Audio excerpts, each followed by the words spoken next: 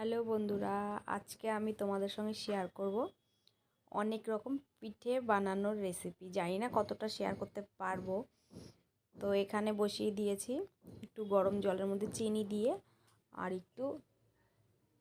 একটু না একটা এলাচের দানা দিয়েছি ফ্লেভারটা আসার জন্য। এটা ফুটে উঠলে, আর আমি এই পিঠেটা কদিন ধরে দেখছি মোবাইলে এভাবে একটাভাবে বানাতে, তো আমি দেখো কীভাবে বানাই।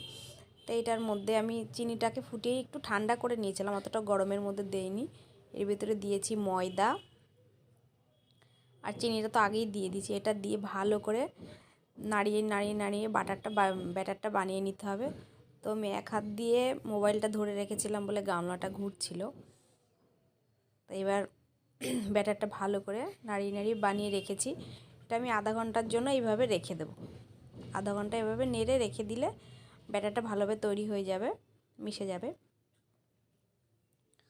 তো ব্যাটারটা আমার রেডি। আর এদিকে আমি কড়াই বসিয়ে দিয়েছি, আর এটাকে আস্তে আস্তে করে আমি নাড়ছি। আর তার মধ্যে হঠাৎ দেখি রাস্তা দিয়ে শব্দ হচ্ছে ঢাক ঢোলে। তো আমি হঠাৎ ভাবলাম ঢাক ঢোলের আওয়াজ হচ্ছে কেন। তো আমরা যেখানে থাকি এখানে কিছু হলেই ঢাক ঢোল নিয়ে বেরোই। আগে যেমন সবাই বলতো ঢাকে ঢোলে বাড়ি পড়েছে, তাই এখানে সমস্ত কিছু হওয়ার আগে রাতে এসে দেখছি গোল্ডের অফার, সেই জন্যই ঢাকে ঢোলে বাড়ি দিয়ে সবাইকে জানাচ্ছে। আর দেখো পুতুলগুলো কিসে দারুণ সাজিয়েছে। তো আবার ফিরে আসলাম রান্নাঘরে।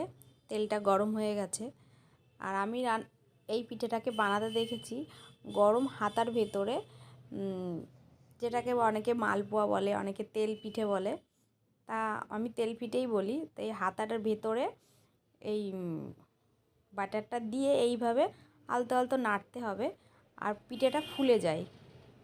কিন্তু আমারটা ফুলেও গেছিলো, সবই ঠিক হয়েছিল, হাতা থেকে ছাড়াতে পারছিলাম না। দেখো তেলের মধ্যে দিয়েছি বলে দেখবে কি সুন্দর ফুলে ওঠে, দেখতে পাচ্ছ? এ দেখো কি সুন্দর ফুলে উঠেছে, অথচ হাতা থেকেই ছাড়ছিল না, হাতার নিচে লেগে গেছিলো।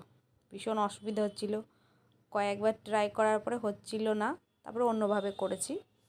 তো আমার এই পিঠে এই যে রেডি। আমি বেশি করিনি, অল্প কয়েকটা করে দেখলাম যে এভাবে হয় কি না। এই দেখো এই পিঠেটা কি সুন্দর লাগছে না। আর বানিয়েছিলাম নারকেল পুর দেখতে পেলেও ওখান থেকে বানিয়েছি পাটিসাপটা। আর এখানে বানিয়েছিলাম চন্দন পিঠে, কিন্তু দেখানো সম্ভব হয়নি সমস্ত কিছু করে।